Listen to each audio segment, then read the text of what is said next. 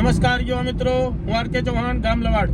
આજ રોજ અમે લવાડ ગામના યુવા મિત્રો વડવાસા ગ્રામ પંચાયતના મહિલા સરપંચ શિક્ષિત અને જાગૃત યુવા સરપંચની મુલાકાત લીધી.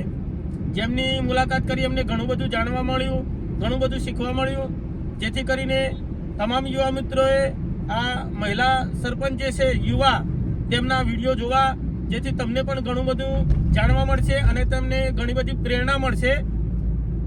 આવા જાગૃત યુવા સરપંચ કે જેમની ધારણા જેમની વિચારધારણાઓ બહુ ઊંચી છે, જેમને કંઈક કરી બતાવવાની જેમનામાં ધગશ છે, એટલે ખરેખર આવા મહિલા સરપંચ જે યુવા અને શિક્ષિત છે, એવા જાગૃત અને શિક્ષિત યુવા સરપંચની આપણે પણ જરૂર છે.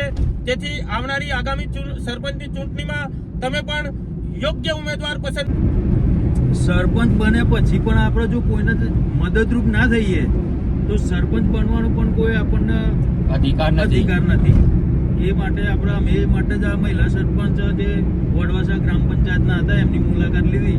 જેમણે ઘણા જે જાગૃત નહોતા એ લોકોને પણ જાગૃત કરીને એમને સરકારી લાભ અપાવે છે. એ બાબતથી અમે આપણા લવાડ ગામની અંદર પણ આપણે આ એક સક્રિય અમે એક જાગૃત નાગરિકો તરીકે લવાડ ગ્રામ પંચાયત કચેરીમાં પણ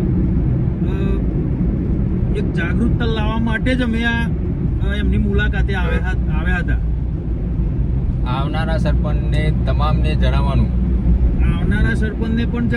કે એ પણ જે જાગૃત નથી એવા માણસોને મદદરૂપ થાય અને સરકારી લાભ પણ અપાવે.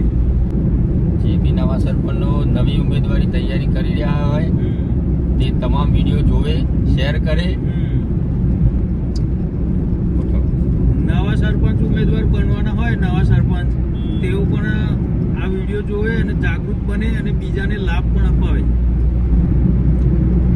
આવા શિક્ષિત અને નવયુવા સરપંચની સાથે અમે નવયુવાનો તત્પર હંમેશા એમની સાથે રહીશું. જય હિન્દ, જય ભારત.